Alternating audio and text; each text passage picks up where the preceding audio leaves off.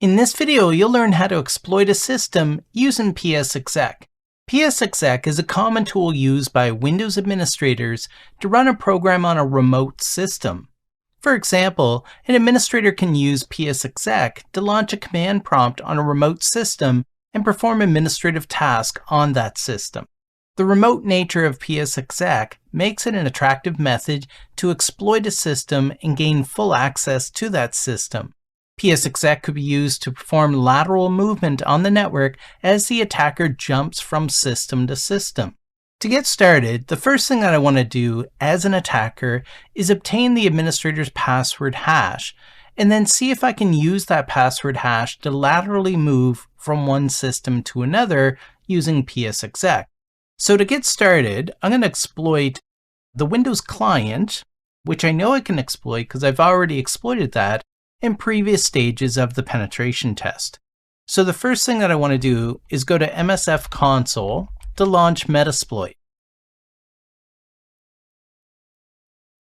Once Metasploit loads here, next thing that I want to do is I want to load the exploit that I want to run to exploit a Windows system. Now in this case, I'm going to exploit a Windows client. Like I said, a client that I know that I've had access to already. So I already know the exploit I want to use. I'm going to use exploit Windows SMB MS17 Eternal Blue. So that's a common exploit against the SMB service on an unpatched Windows system. Now the next thing I want to do is look at the options that need to be configured here. So I'm going to use the show options command. So I can see here that the rhost, which stands for the remote host, which is the IP address of the system that you want to perform the attack against, that parameter or option is required and it currently has no value. So I do have to set that one. The next setting is required as well, which is the port to perform the attack against. And notice that that's already filled in. So the only required setting that's currently not filled in is the rhost option. So I'm going to set the rhost to the IP address of the Windows client. So set rhost to 10.0.0.10. Perfect. Now that I've got everything set, now what I'm going to do is just run the exploit. So this will perform an attack against that system. If it's successful, it'll open up a Meterpreter session where I can then go and perform a bunch of post-exploitation tasks. So notice that I'm in a Meterpreter prompt. That's perfect. So I can type in sysinfo just to display the information about the system. So I can see that it's a Windows 7 client machine that I've exploited.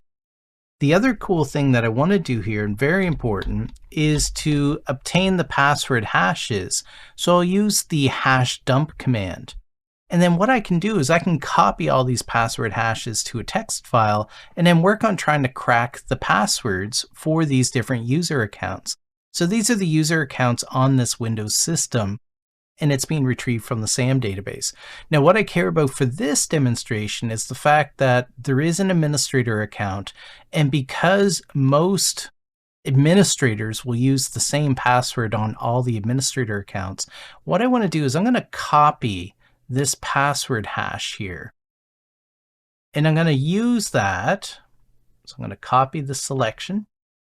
I'm going to use this in another attack against a different system without actually trying to crack the password. I'm going to pass that hash value into my PsExec exploit. So I'm going to leave that window open. And what I'm going to do is I'm going to jump to another prompt. So I'm in another prompt here, and I'm going to perform a different attack. So I'm going to go back into MSF console, which launches Metasploit. And once in Metasploit here, I can search if I wanted to for exploits against PsExec.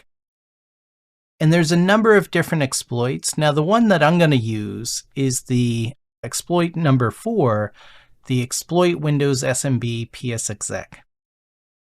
And I'm going to use this to exploit the system and gain access to a different system. In this case, I'm going to use the PsExec exploit to gain access to a Windows server. So once I've gone and searched for PsExec exploits, now what I'm going to do is I'm going to use exploit Windows SMB, and I'm just typing in the PsExec. I'm just typing in the path to the exploit I want to use. That's displayed up top here in my search results. So again, that number 4 was exploit Windows SMB PsExec. Now, again, you want to do your show options just to see what options need to be set here. So notice that we have to set the rhost option, which is the remote host of the system that we want to perform the attack on.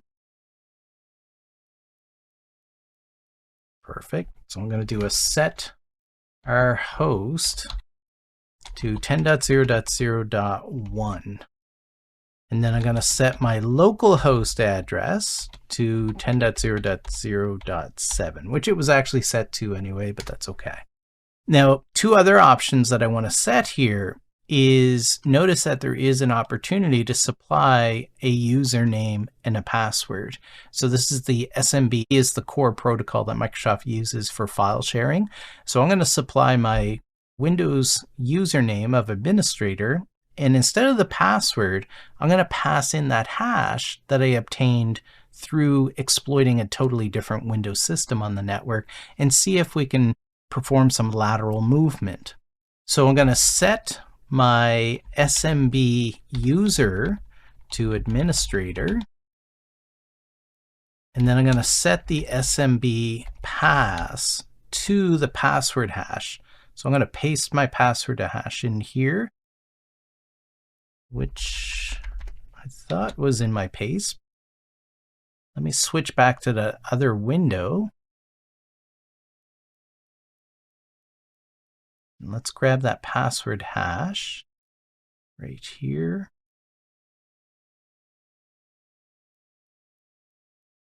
Copy selection. So what I'm doing here is I'm kind of betting on the fact that all of the Windows systems on this network are probably using the same password for the administrative account. That may not be true, but we'll find out. So I paste in the password hash as the password for this exploit. Now I'm going to do my show options one more time just to take a quick look. So the remote system is 10.0.0.1, which is a server that I have running, a Windows server. We have the SMB password. Notice that I didn't have to spend the time cracking the password. I'm passing in the password hash. And then the SMB username is administrator. Perfect. So now we're going to exploit this system. And if it's successful, again, I'll be thrown into a meterpreter session, and it's successful. So I now have access to that 10.0.0.1 system. So if I do a sysinfo, I can see here that it's a machine called Server A. It's a Windows 2016 or above Windows server in the domain quick 24/7. And bottom line is I can go and execute any number of commands here. So if I use a question mark, I have all the different meterpreter commands. I could do a hash dump on this system to retrieve the Windows account database if I wanted to. I could clear the event logs. I could go and create new user accounts on the system if I wanted to. So I can perform any number of commands on the system. So just as an example here, let me go into shell. That'll take me into the command prompt of the target system. And if I do a who am I can see that I'm logged in as the system account. So I could go and create a new user account. So net user hacker with my password /add. Oh, the account already exists, so I must have already done that. So let me, I don't know if my up arrow will work because I'm in a shell. So net user course 12 hacker. That account won't exist. Perfect. Okay, so it created the account called course12_hacker with the password of capital PA $$ $W0RD. So my point is I can go and perform anything, make any change. I can create some hidden user accounts on the system if I wanted to. I have full control of this system. So in this demonstration, you saw how to exploit a system using PsExec.